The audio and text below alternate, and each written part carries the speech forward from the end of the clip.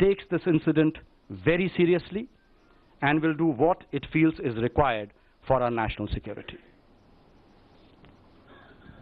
Because taking this forward, today Nafees Zakaria in Pakistan has spoken in a routine press conference confirming Sartaj Aziz's visit for Heart of Asia, and he has said that India has been imposing conditions in the dialogue process between the two countries, and Pakistan would be ready for any kind of unconditional dialogue during Heart of Asia at the sidelines of the same. He has also said that it was India which scuttled the SAARC process. How does the MEA react on this?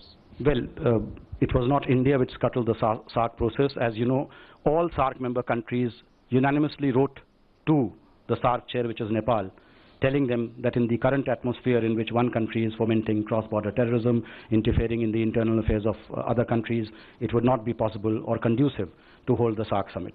So I think let me dismiss that particular charge straight out of the park.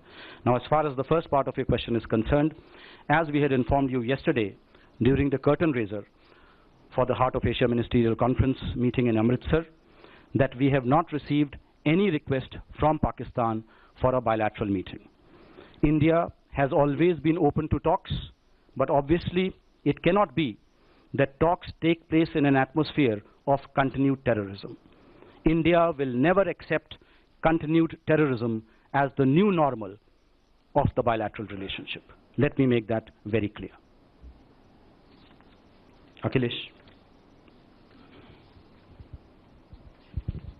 But the way you are talking to the High Commissioner of Pakistan off and on by summoning him, raising the issue of terrorism and cross-border menace that is happening in India, was it not an opportune moment when Mr. Sartaj is here to give him also some good words?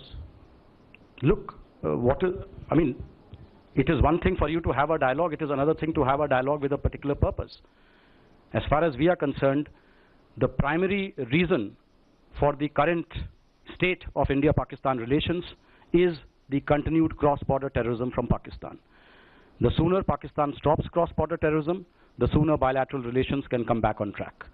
We have always been open to dialogue with Pakistan. It is India which has taken all the initiatives to have dialogue with Pakistan. It was India which invited the Prime Minister of Pakistan for the swearing-in ceremony of the new government. It was India which went to Islamabad and proposed the comprehensive bilateral dialogue. It was the Indian Prime Minister who made the unscheduled visit to Lahore. So anyone who says that we have shied away from dialogue or we have not wanted dialogue is completely off the mark. But what have we got in return for those overtures? We have got repeated instances of attacks on our security forces, attacks on our civilians. And that is what we are saying. We will never accept continued cross-border terrorism as the new normal of the India-Pakistan bilateral relationship. When Pakistan says talk should be without conditions, we also say the same thing. All we are saying is stop cross-border terrorism, and the talks can happen. Welcome back. Thank you. Yesterday, the Pakistani, in fact, government put out a transcript of the conversation that took place between Mr. Nawaz Sharif and Mr. Donald Trump, which seemed to mention a lot about fantastic people, fantastic country, wanting to visit them. What is India's view of the new administration in the US, your expectations when it comes to the region and terrorism emanating from Pakistan? Look, insofar as the fantastic conversation is concerned, I believe, I've already seen a bit of a rejoinder from the US side, so I would reserve my judgment. We have only seen the one-sided version of that conversation.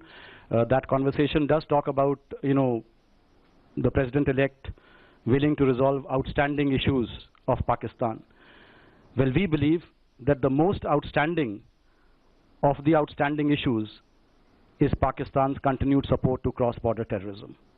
To that extent, we would welcome our dialogue between the US and Pakistan to resolve that particular issue. As far as the